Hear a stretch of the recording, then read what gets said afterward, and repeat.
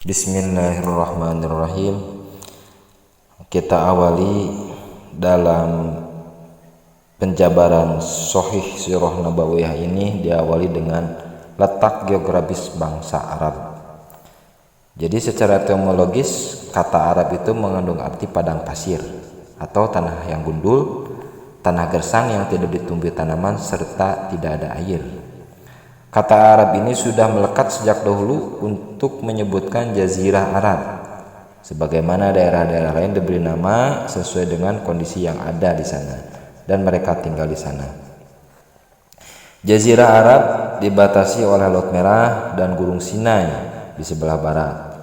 Untuk sebelah timurnya dibatasi oleh Teluk Arab dengan Laut India. Di sebelah utara dibatasi oleh Syam, sebagian dari Irak. Dalam penentuan batas negara Arab ini mungkin saja ada perbedaan.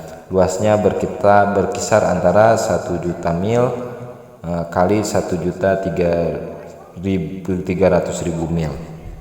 Sementara kaum bangsa Arab ini sejarawan membaginya menjadi 3 bagian. Ada namanya Arab Ba'idah, yaitu kaum yang terdahulu yang sama sekali sudah musnah. Tidak ada yang masih hidup sehingga tidak dapat dilacak dan diteliti secara rinci dan lengkap.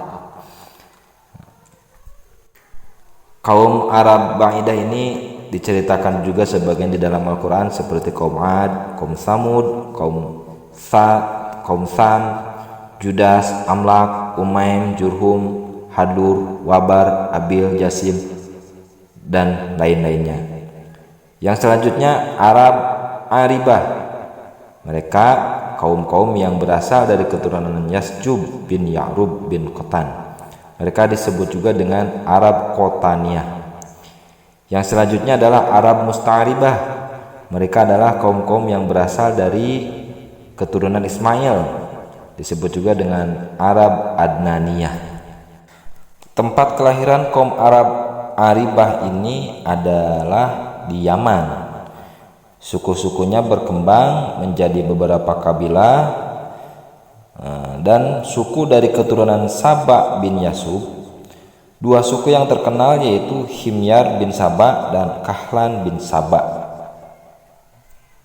Keturunan dari Himyar bin Saba ini yang terkenal adalah suku Kudlah, suku As-Sakasik, suku Zaid al-Jumhur. Sementara suku Kahlan bin Saba ini ada 4 bagian kelompok besar, yaitu suku Al-Muzu, suku Laham dan Juzam, suku Bani To'i, dan suku Kindah. Nah, kita menceritakan Arab Musta'ribah. Tadi disebutkan bahwa kaum Arab Musta'ribah ini adalah keturunan dari Nabi Ismail alaihissalam, atau juga disebut dengan suku Arab Adnaniyah. Kakek moyang mereka itu yaitu Nabi Ibrahim alaihissalam. Asal beliau dari negeri Irak, dari sebuah daerah yang disebut daerah Ar. Letaknya di pinggir barat Sungai Efrat berdekatan dengan Kufah. Banyak penelusuran dan penelitian dengan pemerincian yang sangat luas tentang daerah ini, tentang keluarga Nabi Ibrahim alaihissalam, serta tentang kondisi kehidupan keagamaan dan sosial kemasyarakatan di daerah negeri tersebut. Nabi Ibrahim alaihissalam hijrah dari daerah tersebut ke daerah Haran atau disebut juga Huran, termasuk daerah Palestina ini. Beliau menjadikan negeri itu sebagai pijakan dakwah yang beliau lakukan. Beliau banyak mengelilingi negeri ini. Saat perjalanannya Nabi Ibrahim alaihissalam di sebuah negeri yang berada di kekuasaan seseorang yang kuat, sombong dan sewenang-wenang. Saat itulah beliau bersama Sarah, istrinya, yaitu sebaik-baik perempuan. Raja yang angkuh itu membuat siasat buruk untuk Sarah. Tetapi Sarah, yaitu istri Nabi Ibrahim alaihissalam, berdoa kepada Allah sehingga jerat tipu daya tersebut kembali padanya, si raja yang sombong itu. Disitulah diketahui bahwa Sarah adalah wanita yang solehah, sehingga ada seorang yang bernama Hajar menjadi pembantu Sarah. Karena keagungan Sarah dan rasa takutnya kepada Allah, lalu Hajar dianugerahkan kepada Ibrahim sebagai istri. Lalu Nabi Ibrahim alaihissalam kembali lagi ke Palestina. Nah, di Palestina ini beliau dianugerahi anak, yaitu namanya Ismail dari Siti Hajar.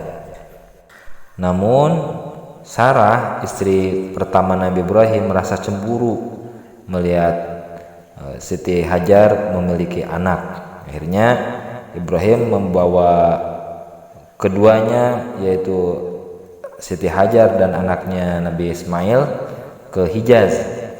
Nabi Ibrahim menempatkan mereka berdua di sebuah lembah yang tidak ditumbuhi tanaman, tepatnya di dekat Baitul Haram, yang itu hanya berupa dataran tinggi yang tandus. Nabi Ibrahim pun mulai merasa gelisah.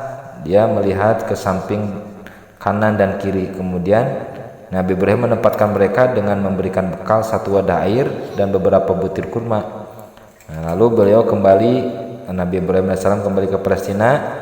Saat itu belum ada seorang pun di sana dan tidak ada mata air yang dapat dijadikan sumber kehidupan. Setelah beberapa hari, bekal yang diberikan oleh Nabi Ibrahim kepada Siti Hajar dan Nabi Ismail itu habis. Kemudian Allah, atas izin Allah, memancarlah mata air yang sampai sekarang dikenal dengan sumur Zam-Zam. Disitulah mereka memperoleh sumber kehidupan. Sampai sekarang sumur tersebut terus mengalir tanpa henti.